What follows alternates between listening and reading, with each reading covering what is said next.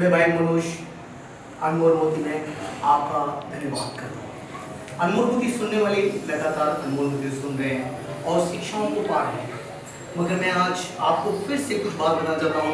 एक माँ जो बेटे के लिए होती है, माँ के बारे में बताना चाहता हूँ। माँ अपने बेटे से बहुत प्यार करती है। माँ के घर में जो बच्चा होता है तो माँ उसको संभालती है और माँ उसको इतनी ध्यान करती है कि घर में ही उसकी रक्षा करती है।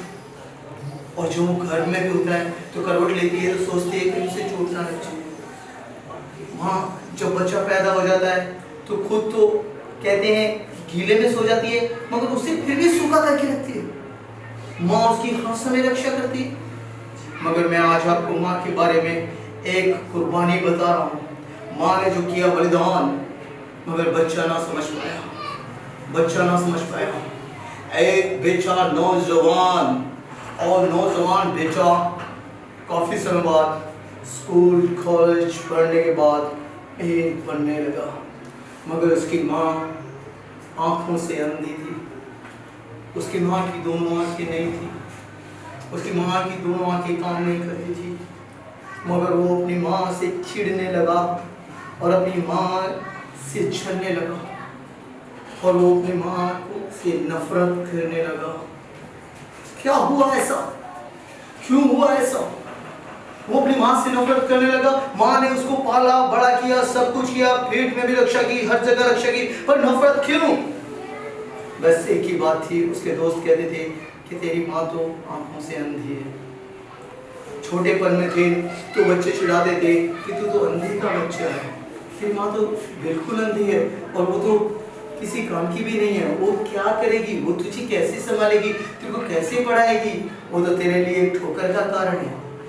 और इस बात को सुनते सुनते सुनते उसके कान और दिमाग के अंदर एक ही चीज बैठ गई कि मेरी माँ किसी काम की नहीं है, मेरी माँ को मैं प्यार नहीं करूंगा और मैं इसको अनाथालय में छोड़ जाऊंगा।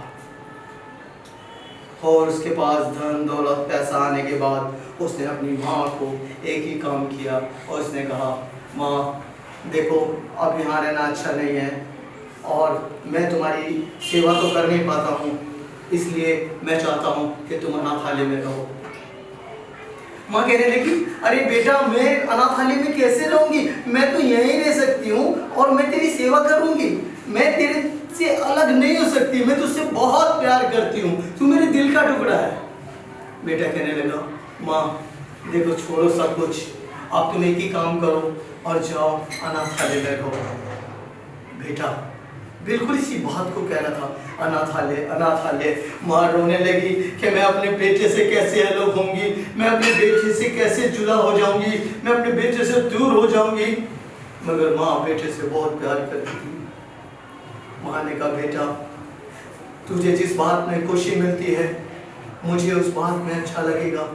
अगर तू चाहता है मैं अनाथालय चले जाऊँ तो मैं अनाथालय चले जाऊँगी।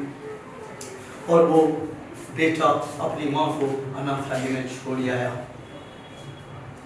और कुछ दिन बीतने के बाद उसी का एक रिश्तेदार चाचा ताऊ में से उसके घर आए और कहने लगे, अरे तू कैसा है बेटा?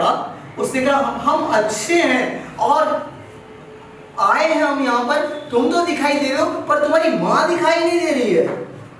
अरे माँ के बारे में क्यों पूछ रहे हो तुम बार बार? अरे नहीं बेटा, माँ से भी हमें मिलना है, वो तो बहुत सौभाग्य है। अरे कोई अच्छी नहीं है, वो अंधी किस काम की है? वो अंधी तो किसी का नहीं होती, उसकी तो आंखें ही नहीं है, वो किसी के कोई क्या काम आएगी? वो किसी के लिए क्या कर सकती है? उसको दिखता तो नहीं है, वो तो एक ठोकर का कारण है, कहीं गिर जाती है, कहीं कुछ होता है, हमें ही संभालना पड़ता है।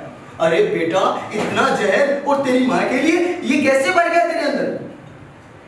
मुझे नहीं पता, पर मेरे सामने मेरी माँ की बातें मत करो। और वो कहने लगे, सुन बेटा, सुन लिया हमने, बहुत सुन लिया तेरी माँ की बुराई। तू जिसे अंधी अंधी कहता है वो अंधी नहीं है, उसकी दोनों आंखें अच्छी थी, वो बिल्कुल अच्छी थी। मगर मालूम है क्या हुआ? तू छोटा सा था, दिवाली का दिन था, फुलझड़ी जला रहा था एक बच्चा और जब वो फुलझड़ी जला रहा था, वो फुलझड़ी जलाते जलाते जलाते खेलते खेलते तू उसके पास जाके खेलने लगा और उस फुलझड़ी की चिंगारी तेरी दोनों आंखों के अंदर चली गई और तेरी दोनों आंखें खत्म हो गई। और वो तेरे को गोदी में लिए हुए भागी, कभी यहाँ कभी वहां, कभी हॉस्पिटल, कभी डॉक्टर के पास, कभी यहाँ पर। अगर डॉक्टर ने कहा इसकी आंखें अब कभी भी नहीं आ सकती, ये जिंदगी भर अंधेरा ही देखेगा। उसने कहा कुछ भी करो, कैसे भी करो, मेरे बच्चे को रोशनी दे दो। और उसने रो रो कर डॉक्टरों के पैर पकड़े। उसने कहा चाहे मैं अपना सब कुछ बेच दूं, मैं अपना सब घर पैसा सब दे दूंगी, मगर मेरे बेटे की आंखों की रोशनी दे दो डॉक्टर साहब। डॉक्टर ने कहा तो एक काम हो सकता है, तुम कुछ पैसों का इंतजाम करो और 2 आंखों का इंतजाम करो। कोई 2 आंखें अगर डोनेट करता है या देता है तो उसकी दोनों आंखें इसको लगा दी जाएगी। पता है बेटा क्या हुआ? तेरी माँ ने कहा कि मेरी दोनों आंखें ले लो मगर मेरे बच्चे को आंखें दे दो। और उसने अपनी दोनों आंखें तुझे दे दी और तू खेलने लगा, तू देखने लगा और उसने अपने अंदर अंधियारा लेकर तुझे उजियाला दे दिया। तू नहीं जानता। बेटा रोने लगा, बिलबिलाने लगा, मैंने ये क्या किया है, मैं उसी की आंखों से देख रहा हूँ और उसी के कारण, और मैंने उसी को ही अंधेरे में छोड़ दिया जिसने मुझे ज्योति दी। मैंने गलत किया है, मैंने बिल्कुल गलत किया है। मैं जाऊंगा अपनी माँ से गलती मांगूंगा, अपनी माँ से माफी मांगूंगा और मैं उसके पैरों में गिर जाऊंगा और कहूंगा नहीं माँ